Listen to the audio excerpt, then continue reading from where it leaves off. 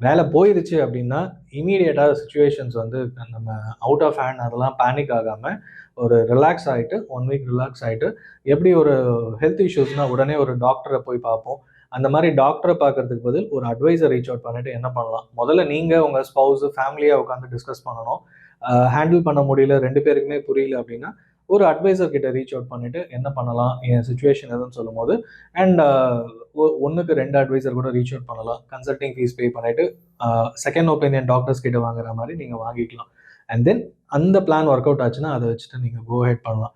உங்களுக்கு ஒரு breathing space கிடைக்கும். சரி, எனஃப் இஸ் எனஃப். நான் வந்து வேலைய விட்டு பிசினஸ் ஸ்டார்ட் பண்ண போறேன் அப்படின்னா, பிசினஸ் ஸ்டார்ட் பண்றதுக்கும் வந்து நெறைய பிசினஸ் கோச்சஸ் இருக்காங்க. இல்லன்னா ஒரு இன்வெஸ்ட்மென்ட் அட்வைசர் வந்து எவ்வளோ பணம் வேணும்? என்ன பண்ணலாம்னு சொல்லுவாரு. அவருக்கு ரிலேட்டடா ஒரு பிசினஸ் ஃபிரான்சைசி எடுக்கிறதோ ஏதோ சொல்லுவாங்க.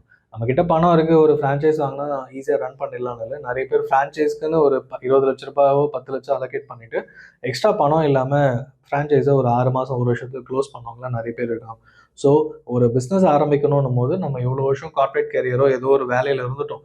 அன்ரிலேட்டடா ஒரு ஃபிரான்சைஸ் இல்லன்னா ஊருக்கு போய் விவசாயம் பண்றதுன்னு கண்ட விஷயம் பண்ணாம, எனக்கு ரிலேட்டட் பிசினஸ் எது அப்படின்றது தெரிஞ்சுக்கணும்.